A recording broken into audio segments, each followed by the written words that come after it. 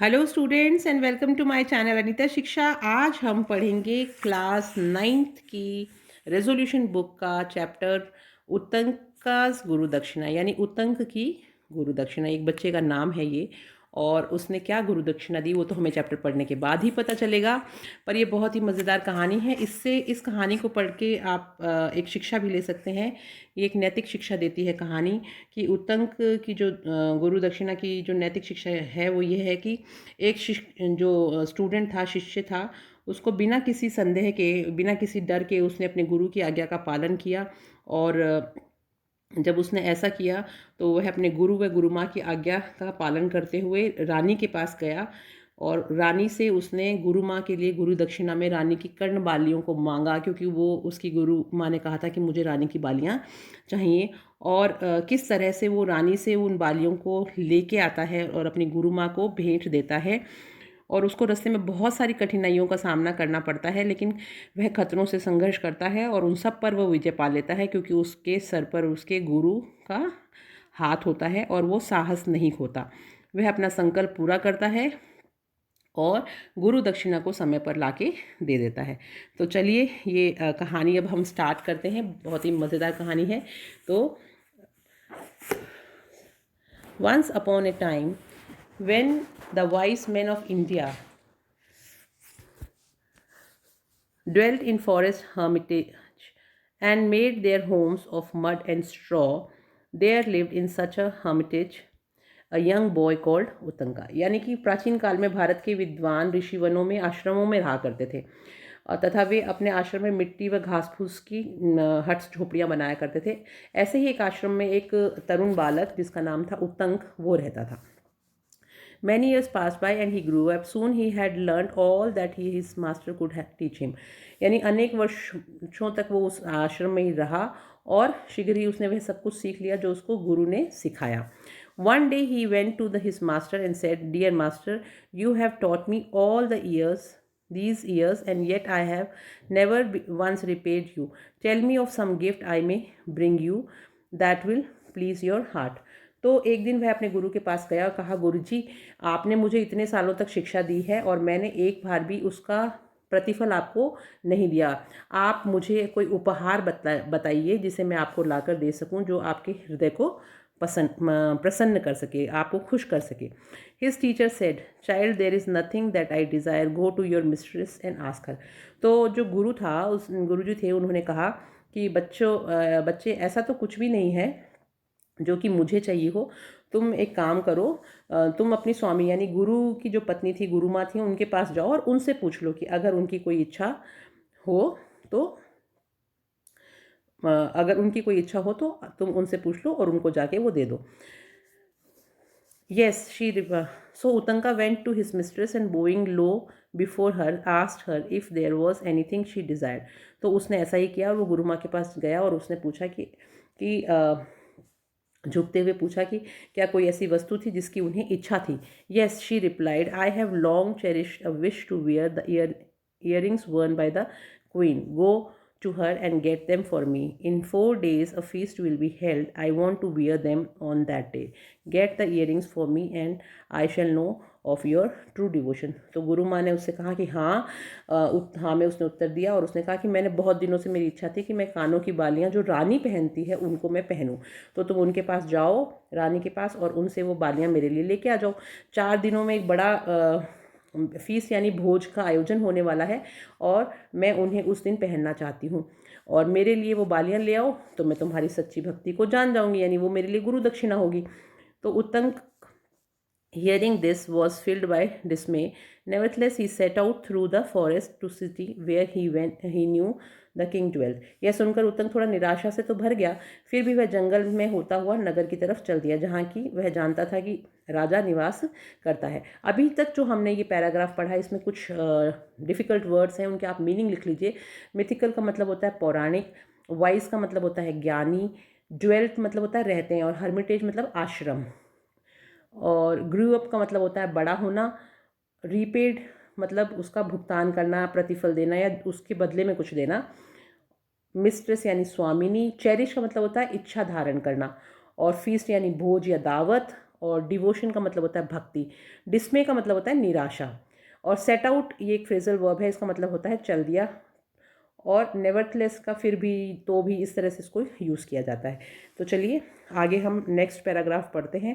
और next paragraph के भी कुछ डिफ़िकल्ट वर्ड्स मैं पहले ही आपको नोट करा देती हूँ। जैसे फार का मतलब होता है बहुत दूर, ह्यूज का मतलब बड़ा, बुल मतलब बैल, और ड्रू बैक इन फियर एक यहाँ पे शब्द आएगा जिससे मतलब होता है डर से पीछे hटना।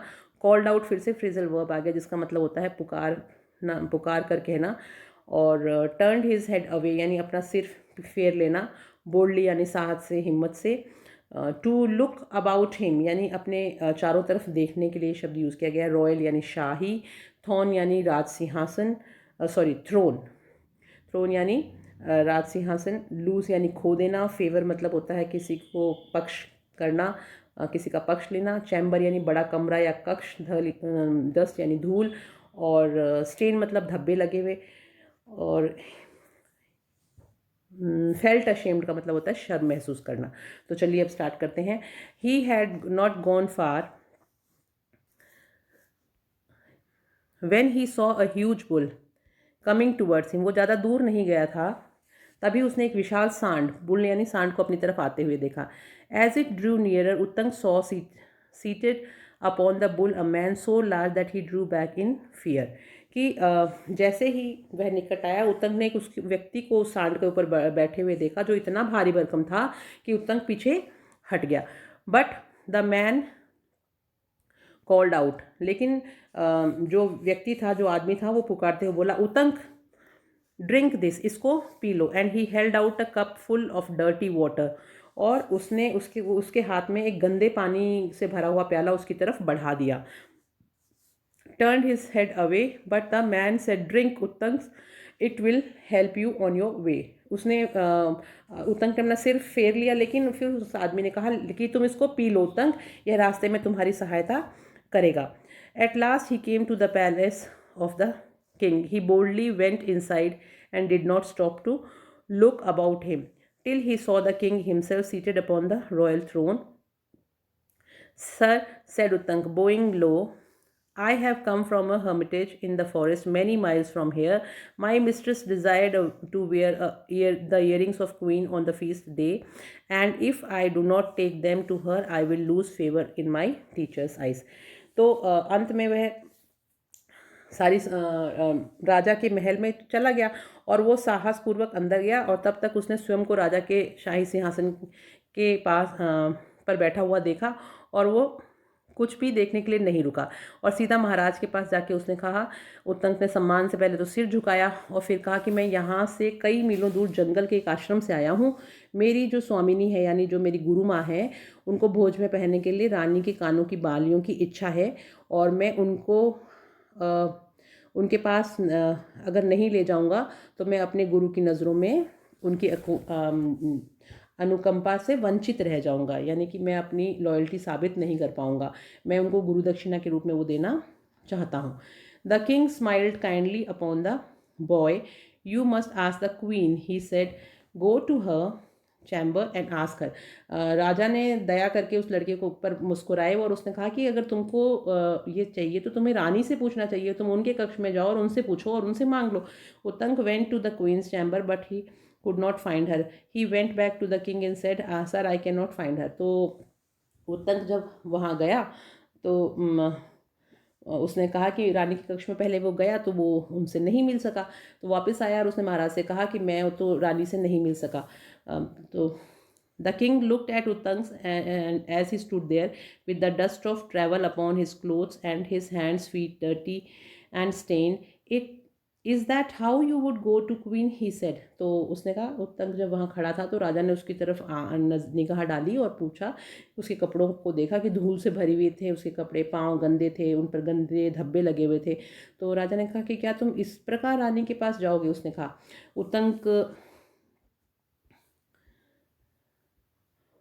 Uttanka felt ashamed, washed and cleaned again in search of the queen, this time he found her. तो उसको शर्म महसूस हुई और फिर वो वापस से स्नान करके नहा धो के साफ सुथरा होकर रानी की तलाश में गया, और इस बार वह उससे मिली, यानी रानी उसको मिली। The queen held out her hand and Uttang saw the earrings sparkling in her palm. You are a good child, Uttang, she said. I give you the earrings willingly, but be aware, these earrings have long been coveted by the serpent king. Do not lose them. अब रानी को भी पता चल गया था कि उतंग क्यों आया, तो रानी ने अपना हाथ आगे बढ़ाया और उतंग को ने देखा कि उसके कान की बालियां उसके हाथ में थे, हथेली पे रखी हुई थी, पाम यानी हथेली. तो उसने कहा कि तुम एक बहुत अच्छे लड़के हो उतंग, मैं कानों की ये बालियां तुम्हें अपनी इच्छा से दे रही हूँ, लेकिन तुम सावधान रहना. बिवेर यानी सावधान रहना. ये कानों की बालियां बहुत दिनों से सांपों का राजा जो है वो इनके ऊपर नज़र गड़ाए बैठा है, लालसापूर्ण तरीके से वो इनको प्राप्त करना चाहता है, तो तुम कहीं इनको खो मत देना. तो रानी ने उसको पहले ही अवेयर कर दिया कि क्या उसके साथ इन बालियों के कारण हो सकता है. Uttang thanked her and started for home. Dusk was falling and he was tired. Leaning against the trunk of a tree, he rested, placing the earrings on the ground beside him. Suddenly, he saw a hand snatch the earrings and disappear. तो उतंग को उसे धन्यवाद दे के घर की तरफ चल दिया, और शाम हो गई थी तो वो थक गया था, तो उसने कानों की बालियों को ज़मीन में बगल पे रख दिया और एक पेड़ के तने का सहारा लेकर वो आराम करने लगा. सडनली मतलब होता है अचानक. अचानक उसने देखा कि एक हाथ ने कानों की बालियों को बलपूर्वक यानी उससे छीन लिया और वो गायब हो गई.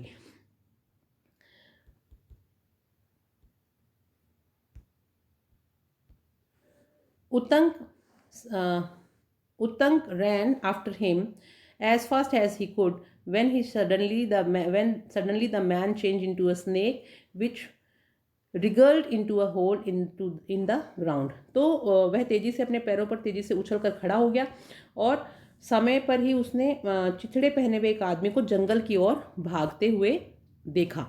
ये लाइन शायद बीच में मैंने पढ़ी नहीं कि ही sprang to his feet and turned round in time to see a man dressed in rags running throughout the forest. rags मतलब होता है फटे हुए कपड़े पहने हुए. उसने देखा कि वो आदमी जो उठा के लेके गया था बालियां, वो जंगल की तरफ कहीं गायब हो गया, और जितनी तेजी से उतंग भाग सकता था वो उतनी तेजी से उसके पीछे भागा, लेकिन अचानक वो आदमी एक सांप में बदल गया और एक बल खाते हुए रेंग कर एक ज़मीन के अंदर एक बिल के अंदर घुस गया. Uttang was greatly distressed for try he as he did. He could think of no way to get through the small hole. He sat down to lament his fate when an old man appeared before him. तो हुआ ये कि जब उतंग बहुत दुखी हो गया कि अब क्या करूँ, छेद है वो ज़मीन के अंदर, मैं बिल के अंदर कैसे घुसूँ. तो जैसा कि आपने उसने अपनी तरफ से खूब प्रयास किया और अंदर जाने का जब उसे कोई तरीका समझ में नहीं आया तो वह अपने भाग्य पर विलाप करने लग गया, बैठ गया. जब उसके सामने एक आदमी प्रकट हुआ और उसने क्या कहा, don't worry my son, he said, I have come to help you. Even as he spoke there was thunder and lightning and a great thunderbolt felt.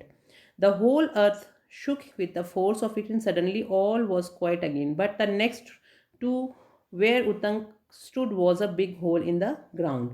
यानी कि उसने पहले ये कहा कि चिंता मत करो मेरे पुत्र, और मैं तुम्हारी सहायता करने के लिए आया हूँ. जब पर वो जैसे ही बोला तो वो बिजली चमकने लगी, गर्जन होने लगी और आकाश से बिजली गिरी और उसकी शक्ति से जो पृथ्वी थी वो सारी हिल गई और अचानक सब कुछ बिल्कुल वापस से शांत हो गया. लेकिन जहाँ उतंग खड़ा हुआ था वहाँ ज़मीन पर एक बहुत बड़ा बिल बन गया था. Uttang entered the hole and found himself in the kingdom of Serpent King. He walked slowly along and come to two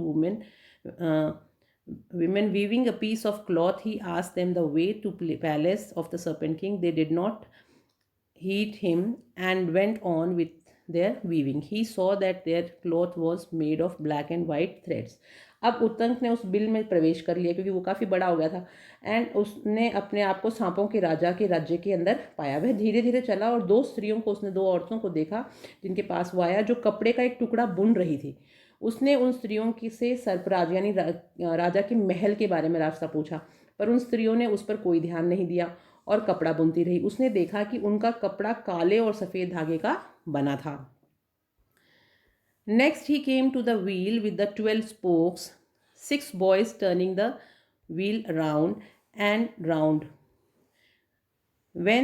What are they doing? He asked the boys. They did not answer him and went on with their work. So he went to went on till he saw a man with a beautiful horse. उसके बाद में वो आगे चला तो उस एक पहिए के निकट आया जिसमें 12 ताड़ियाँ थीं और 6 लड़के उस पहिए को घुमा रहे थे। तो उसने उनसे पूछा कि तुम ये क्या कर रहे हो। उसने लड़कों से पूछा और उन्होंने उसे कोई भी उत्तर नहीं दिया और अपना वो काम करते रहे। इसलिए वह चलता गया। तब उसने एक आदमी को एक सुंदर घोड़े पर बैठा हुआ देखा। Uttank went up to him. He was so struck with the horse that he bowed respectfully to the man and said, O Lord, I bow you, grant me a favor. The man turned and said, What can I do for you? Uttank replied, Let the serpent king be brought under my power. Blow into this horse. The man replied. Uttanka उसके पास गया और वह घोड़े से इतना आश्चर्यचकित हुआ कि उस आदमी के सामने सम्मान से वह झुका और उसने कहा कि ओ स्वामी, मैं झुककर आपका अभिवादन करता हूँ, मुझे एक वरदान दीजिए। वह आदमी मुड़ा और उसने कहा कि मैं तुम्हारे लिए क्या कर सकता हूँ। उत्तंक ने उत्तर दिया कि मुझे जो सांपों का राजा है, सर्पराज है, उसे आप मेरे नियंत्रण में ला दीजिए, मेरे सामने ला दीजिए। Uttanka went up to the horse and blew and from every hair of the horse body darted a flame that shot through every space in the kingdom of the Serpent King. It burnt the house till the serpent rushed out begging Uttank to save their lives. तो फिर उस आदमी ने कहा कि तुम इस घोड़े के अंदर फूंक मारो। तो उत्तंक ने घोड़े के पास गया और बार बार फूंक मारी और जैसे जैसे उसने घोड़े के शरीर के प्रत्येक बाल पे फूंक मारी, उसमें से आग की लपटें तेजी से निकली और जो सांपों के राजा का जो राज्य था उसके प्रत्येक स्थान पर वो तेजी से फैल गई और उसने मकानों को जला दिया और सभी सांप झपट के बाहर निकल के आने लग गए। और उत्तंक ने सांपों को बचाने की भी उत्तंक से वो प्रार्थना करने लगे कि हमारे को बचाओ, हमारी ज़िंदगी बचाओ। Let the serpent king returns the earrings, Uttanka said. तो उत्तंक ने कहा कि जो सर्पराज है उसको कहो कि वो मेरे कानों की जो बालियां हैं, जो वो बालियां मेरे पास से उठा के लेके आए थे, वो बालियां मुझे वापस लौटा दें। All the serpent then clamoured for the king to return the earrings. He did so. तो जो सांप थे उन सब ने कानों की बालियां लौटाने के लिए राजा के सामने कोलाहल करना शुरू कर दिया, हल्ला मचाना शुरू कर दिया कि इसकी बालियां लौटा दो, क्यों नहीं तो उस जगह जो आग लगी थी उनमें वो सारे के सारे जल के मर सकते थे। तो the man gave Uttanka the horse and in a few moments he was back in the Hermitage. तो सांपों के राजा ने उसको बालियां लौटा दी और उस मनुष्य ने जो वो उत्तंक के पास जो घोड़ा था वो उसको दे दिया और कुछ ही क्षणों में वह अपने आश्रम में पहुंच गया।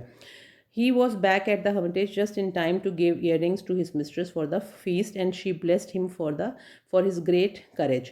कि जो उन्होंने उसने क्या किया, दावत अभी शुरू ही नहीं हुई थी, शुरू होने वाली थी, उससे पहले वो पहुंच गया और उसने स्वामिनी को यानी गुरु माँ को वो अपने जो कानों की बालियाँ लाया था वो उसको ठीक समय पे दे दी और उसने उनके महान साहस के लिए उसे आशीर्वाद भी दिया।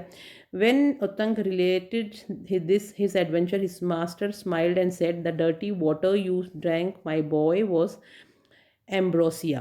तो जब उत्तंक ने अपने साहसी कार्यों का वर्णन किया, गुरु को बताया, तो गुरु जी मुस्कुराए और उन्होंने कहा कि जो गंदा पानी तुमने पिया था वह अमृत था। अम्ब्रोसिया मतलब होता है अमृत। That will give you eternal youth. ये वह अमृत था मेरे लड़के, वह तुम्हें क्या करेगा, युवा रखेगा, चिर युवा रखेगा। The two maidens were weaving black and white threads are night and day. और जो दो स्त्रियां काले व सफ़ेद धागे से बुन रही थी वह रात्रि और दिन थी।